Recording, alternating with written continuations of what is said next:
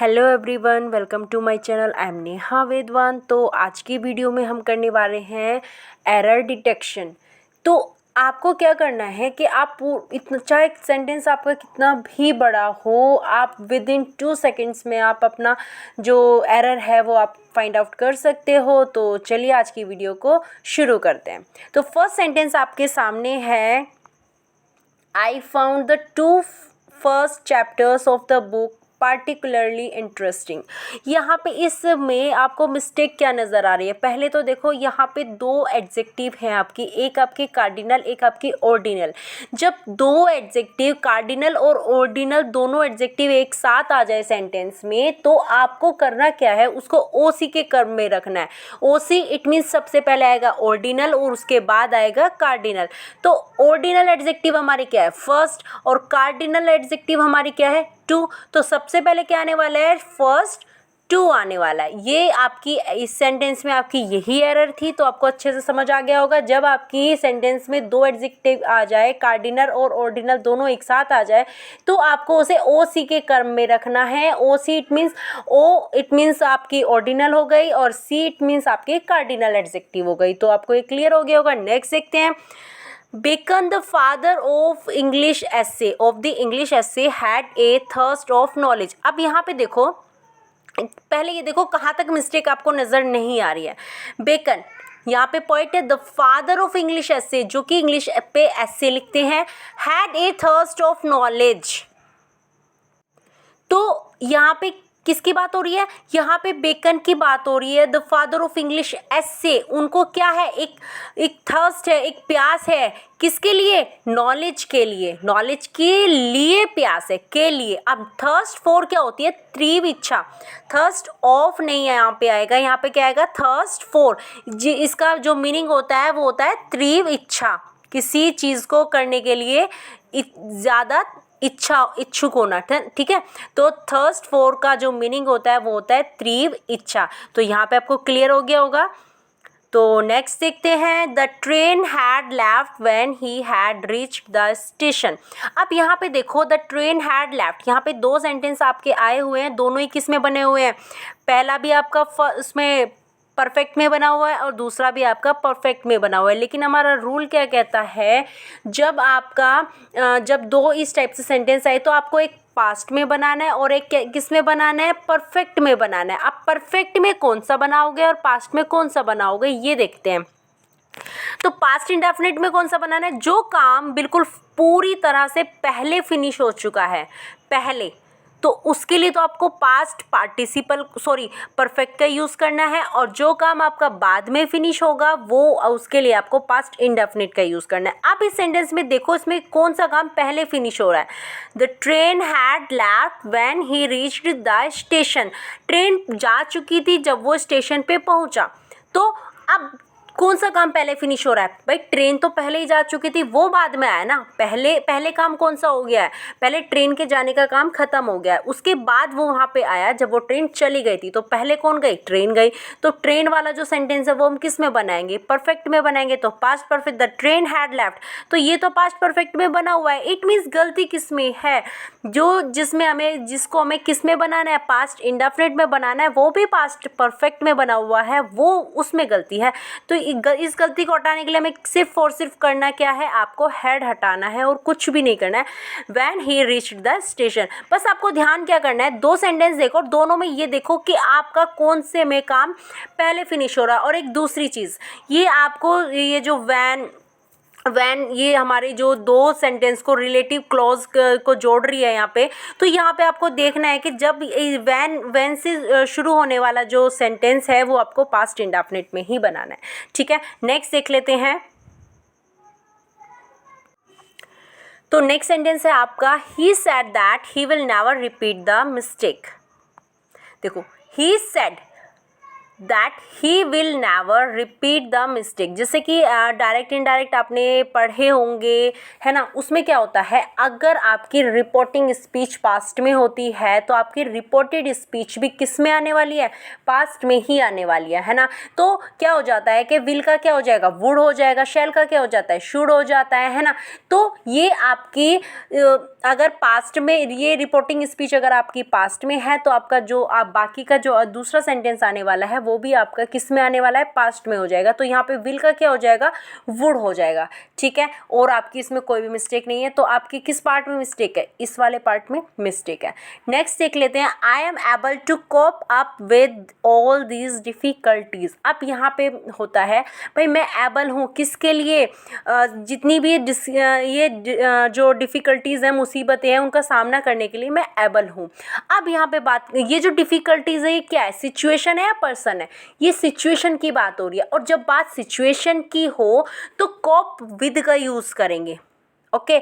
लेकिन अगर बात यहाँ पे पर्सन की होती तो कोप अप विद आता, लेकिन यहाँ पे बात पर्सन की नहीं हो रही है, यहाँ पे बात किसकी हो रही है, सिचुएशन की बात हो रही है। तो सिचुएशन की अगर बात हो रही है तो यहाँ पे क्या आएगा, कोप विद। यहाँ से क्या हट जाएगा, अप, यहाँ से रिमूव हट हो जाएगा। तो यहाँ पे क्लियर हो गया। तो कोप अगर अप विद आ रहा है तो बात पर्सन की होनी चाहिए, लेकिन अगर बात सिचुएशन की हो रही है ना, तो यहाँ पे कॉप विद का यूज़ करेंगे। तो यहाँ पे यही मिस्टेक है। नेक्स्ट देख लेते हैं, I wish I am the richest person in the whole wide world. अब यहाँ पे देखो, आई विश, काश मैं क्या होता, मैं एक रिचेस्ट पर्सन होता in the whole wide world, पूरे संसार में। अब यहाँ पे बात क्या हो रही है, कल्पना दिखाई जा रही है। इस सेंटेंस में क्या दिखाई जा रही है, कल्पना।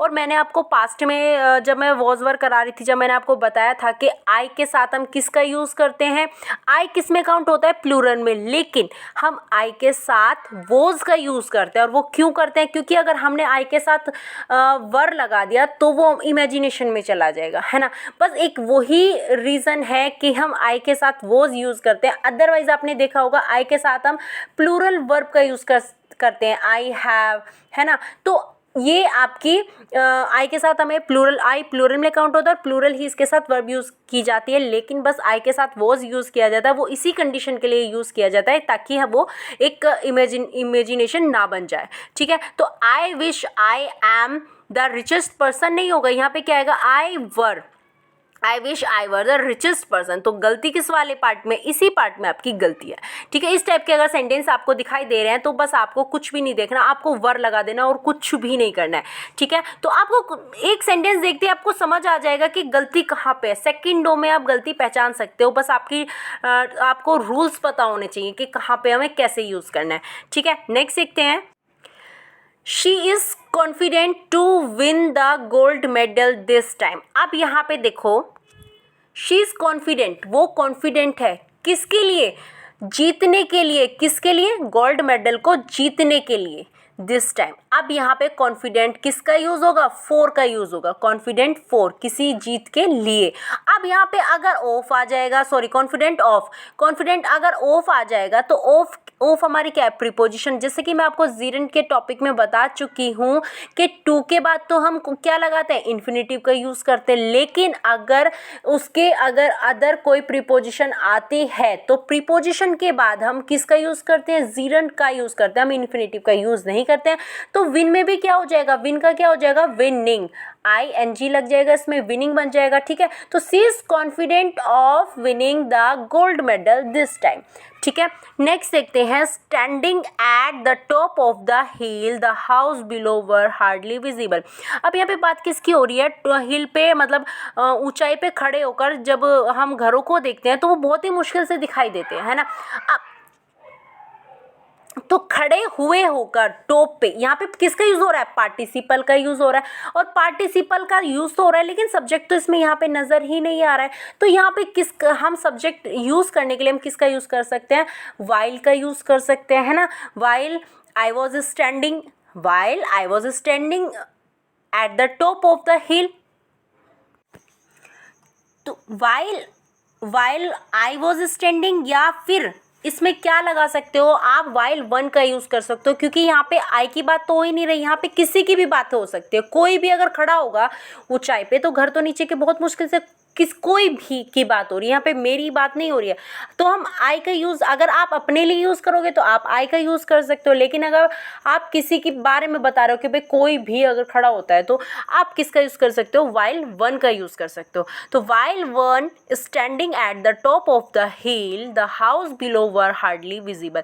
तो आप यहाँ पे किस सब्जेक्ट को रखने के लिए आप किसका यूज़ कर सकते हो, while वन। ठीक है, किसी की भी बात हो रही है यहाँ पे, है ना। तो नेक्स्ट देख लेते हैं, Rahul is one of the players who has been selected for the test match. अब यहाँ पे देखो हु विच दैट, आपको सिर्फ क्या देखना है, रिलेटिव प्रोनाउन देखने हैं, है ना। रिलेटिव प्रोनाउन हमारे क्या होते हैं, हु विच दैट। अब आपको सिंपली यहाँ पे आपको पूरे सेंटेंस में ये नज़र आ गया कि बस इसमें रिलेटिव प्रोनाउन का किस्सा आ रहा है। तो रिलेटिव प्रोनाउन जहाँ भी आपको दिख जाए समझ जाओ कि यहाँ पे ही मिस्टेक होने वाली है। अब मिस्टेक क्या होती है, ज़्यादातर रिलेटिव प्रोनाउन के बाद जो वर्ब है वो, क्योंकि रिलेटिव प्रोनाउन से जो बिल्कुल उसका पहले वाला सब्जेक्ट आता है उसके जस्ट पहले जो सब्जेक्ट आता है उसी के अकॉर्डिंग हमें वर्ब रखनी होती है। ठीक है, अब यहाँ पे देखो हु से पहले हमारा क्या आया हुआ है, प्लेयर्स आया हुआ है। तो प्लेयर्स यहाँ पे एक तो नहीं है ना, बहुत सारे प्लेयर्स की बात हो रही है, बहुत सारों की बात हो रही है। तो वर्ब कैसी आनी चाहिए, प्लूरल आनी चाहिए। यहाँ पे रखी हुई इन्होंने क्या है, हैज़ रखी हुई है। तो यहाँ पे क्या वर्ब रखी होनी चाहिए, यहाँ पे हैव का यूज़ होना चाहिए। तो यहाँ पे आपको समझ में आ गया हु विच और दैट। कौन कौन सी मैं अभी बता रही हूँ, हु विच और आपका दैट। इनसे जस्ट पहले जो भी सब्जेक्ट होगा वर्ब की उसके अकॉर्डिंग आपको यहाँ पे यूज़ करनी है। ठीक है, तो रिलेटिव यहाँ पे आपको देखना कुछ भी नहीं, आपको हु नज़र आ गया, आपको हु के अकॉर्डिंग आपको यहाँ पे वर्ब रख देखनी है कि भाई हु से पहले क्या हुआ है। यहाँ पे सिंगुलर होती, सिंगुलर आपका सब्जेक्ट होता तो आपको सिंगुलर वर्ब रखनी थी। प्लूरल सब्जेक्ट है तो आपको कैसी वर्ब रखनी है, प्लूरल। तो यहाँ पे हैज़, तो गलती आपकी इसी पार्ट में है। ठीक है, तो यहाँ पे आपका क्या आ जाएगा, हैव आ जाएगा। ओके, तो यहाँ पे आपको क्लियर हो गया होगा। तो नेक्स्ट देखते हैं। तो आपको ये